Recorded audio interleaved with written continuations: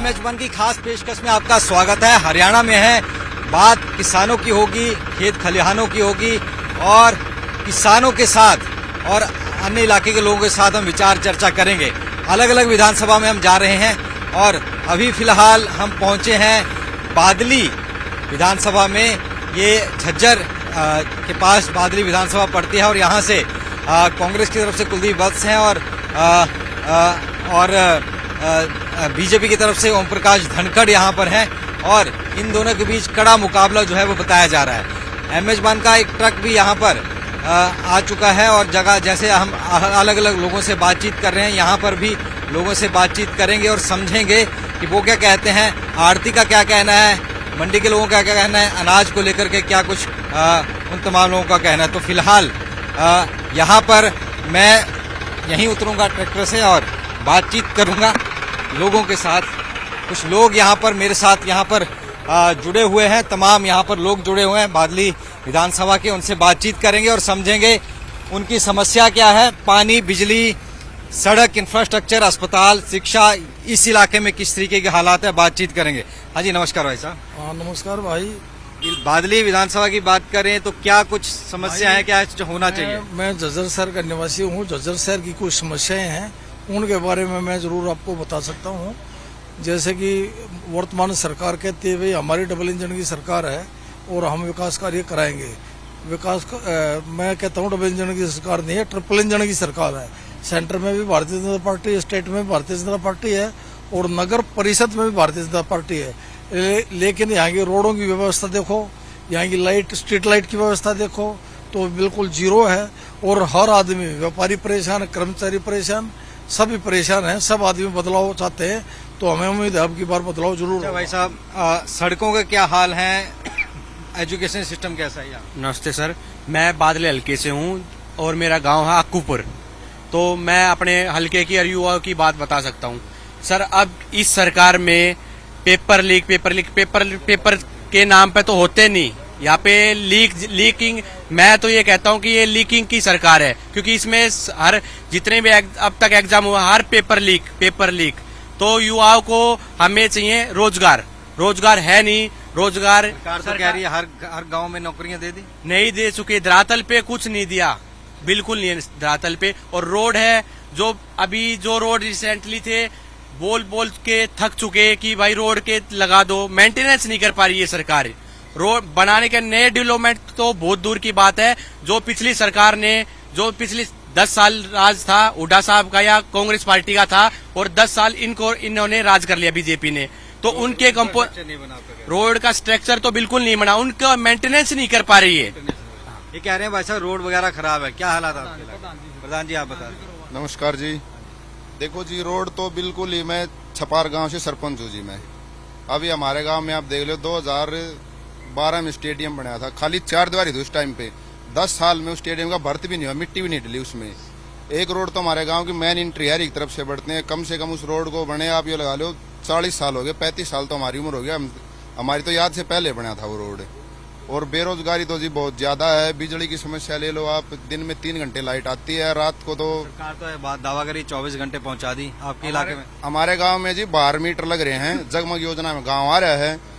दिन में 3 घंटे लाइट आती है, रात को लाइट आती है, कभी 8 बजे कभी 9 बजे, वो भी डिम लाइट आती है बिल्कुल भी।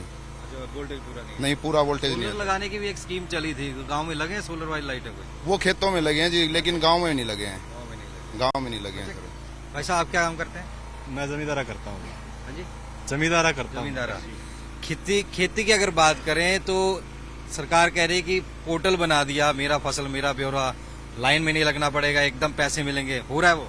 नहीं जी, कुछ नहीं हो रहा। खूब लाइन में रहा, मतलब सब बदन खड़े रहा। सरसों गेहूँ लेके जाते हैं ना, तो सब बदन खड़े रहते हैं और कुछ नहीं होता। और जो MSP कह रहे हैं 24 फसलों पर दे दिया, कुछ नहीं दिया जी, अभी तो कुछ नहीं किया वैसे। क्या कह रहे हो? ये कह रहे सरकार कह रही है MSP भी देते हैं, 24 फसलों पर दे दी। जो हमारे यहाँ फसल होती उस पर तो है ही नहीं। ठीक है, ये बाजरा आएगा 8 क्विंटल ले गए, बाकी ने प्राइवेट बेचो। सरसों में भी 8 क्विंटल लेगा, बाकी ने प्राइवेट बेचो। पूरा नहीं लेगा। ये काम प्राइवेट दाम देता, प्राइवेट दाम सस्ते बेचनी पड़ती है। हाँ, आंखों पे पट्टी बांध रखी, जमींदार को जो सबसे बड़ी समस्या है मंडी में आने के बाद जमींदार ने अपना पोर्टल पर रजिस्ट्रेशन करा दिया, सरकार को बता दिया भाई मैंने 10 एकड़ में बाजरा या सरसों बोई हुई है, लेकिन जब वो बेचने आता है तो उसको टोकन मिलता है सिर्फ 8 क्विंटल का। 8 से ऊपर उसको टोकन गेट पास नहीं मिलेगा। एक टाइम में 8 क्विंटल ही लेगा। क्या जमींदार के पास कोई पैमाना है क्या? वहाँ जो 8 क्विंटल ही सरसों भर के ले आए या बाजरा भर के ले आए। जब उसने सरकार को बता दी सारी बातें, भाई इतनी फसल उन्होंने बो रखी है, वन टाइम क्यों नहीं परचेज कर लेते? जब आपने परचेज ही करनी है तो जमींदार की ये बहुत बड़ी समस्या है। और ये समस्या मैं इसलिए जानता हूँ क्योंकि मैं आड़त का भी काम करता हूँ। और भाई साहब ये कह रहे हैं कि समस्याएं बहुत आ रही हैं। भाई साहब क्या कहेंगे, काम हुए हैं 10 साल में कि नहीं? कोई काम नहीं हुआ। कोई काम नहीं हुआ। आप क्या काम करते हो? मैं खेती करता हूँ। खेती करते हो? किस चीज की? खेती बाजरे की? सब कहेंगी करता हूँ। गेहूं वगैरह पे फिर लाइनें लगती हैं या हो जाता है फिर ट्रैक्टर जब आता है? नहीं, ट्रैक्टर लाइन में लग और लोग भी मेरे साथ है। ऐसा सरकार ने पोर्टल बनाए हैं बड़ी चीजों के लिए, चाहे फसल के लिए हो, परिवार पहचान पत्र, प्रॉपर्टी आईडी, फायदा हुआ है उनका? इनने तो पोर्टल बना दिए। कल माताएं रोटी भी पोंगी ना चूल्हे पे, वो भी ये तय पोर्टल तय पवाना चाहे हैं। पोर्टल इतनी गंदी चीज लाकर छोड़ दी, उड्डा सरकार आ जाएगी, पोर्टल हट जाएंगे, जो जायज होंगे वह रहेंगे। हटा क्या पोर्टल से? क्या दिक्कत आ रही है? दिक्कत यह है कहीं पर भी जाओ पोर्टल नहीं चल रहा। सुबह आ गया है, शाम नगरा डगर जा है, पोर्टल नहीं चल रहा। और एक बात और बताता हूँ, बीजेपी सरकार पहले ईब इलेक्शन आ गया, 5 साल ये नहीं आए पब्लिक के बीच में।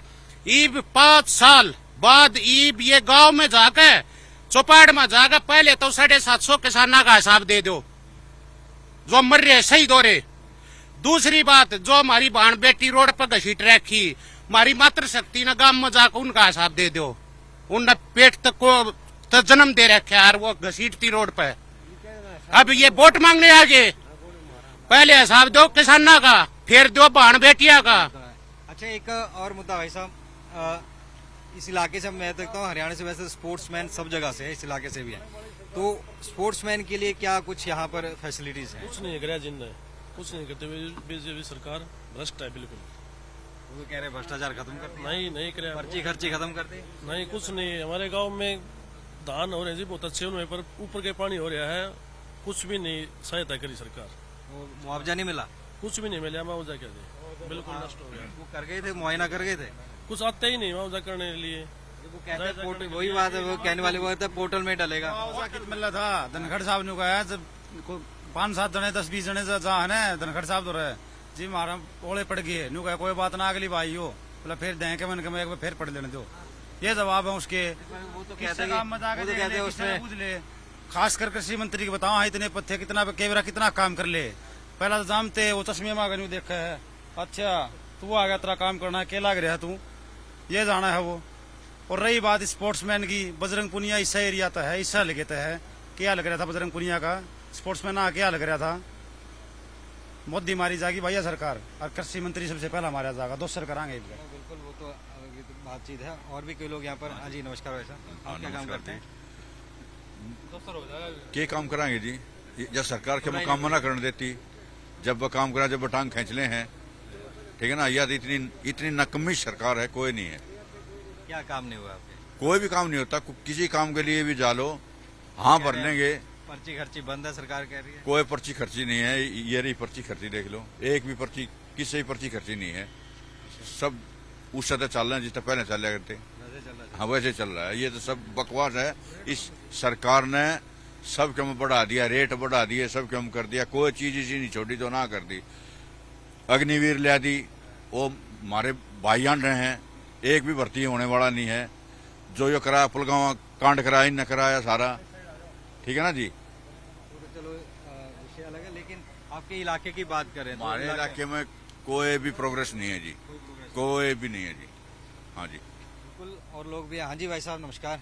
नमस्कार जी भाई साहब, अच्छा, आपके दर्शकों को भी सभी को नमस्कार। ये मंडियों की बात करें तो वहाँ चीजों क्या कुछ दिक्कतें सामने आती हैं? मंडियों में भाई साहब जैसे मैं काटती होने के नाते सरकार ने वादा खिलाफी करी है। हमारी जो दामी थी 3% करने का इन वादा किया था, और हम 4 साल से धरने पर बैठे हैं अपनी मांग के लिए, लेकिन सरकार टस से मस नहीं हो रही।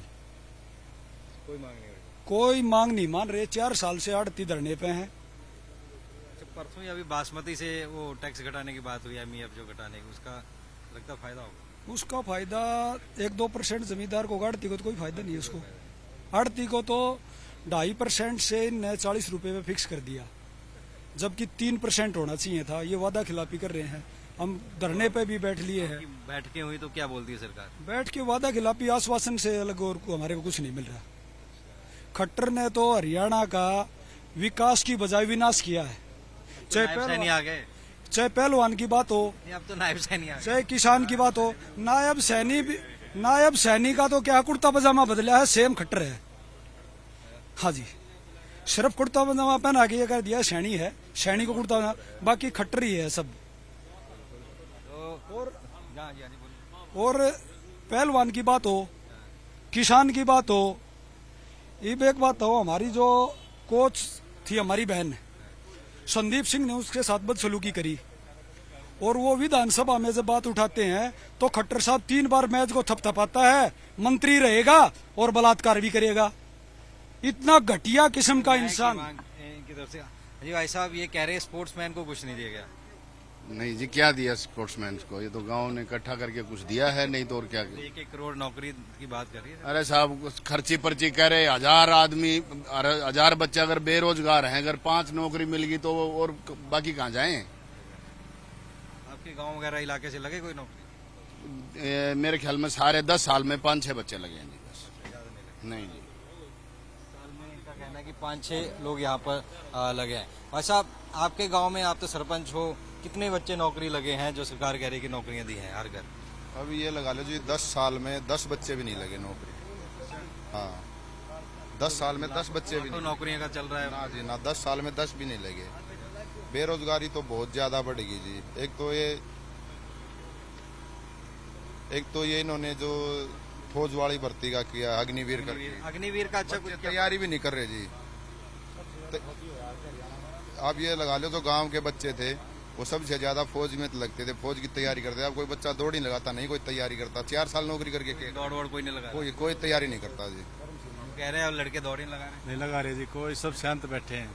अब 4 साल नौकरी के तो बाद मिलती नहीं। सरकार कह रही है अग्निवीर अच्छा ट्रेंड होके निकलेंगे, सिक्योरिटी में लगेंगे, होमगार्ड लगेंगे, ये कह रही है। इतना लगे जी वे, वो बर्बाद और हो जाएगा जी। 4 साल की सब क्या है, नशाना पसाना देख कर ऐसा हो जाएगा, और वे गुंडा कर दिए करेगा। फिर 4 साल बाद से कौन पूछ जाएगा? कोई ब्याह भी ना करता 4 साल वाली ना।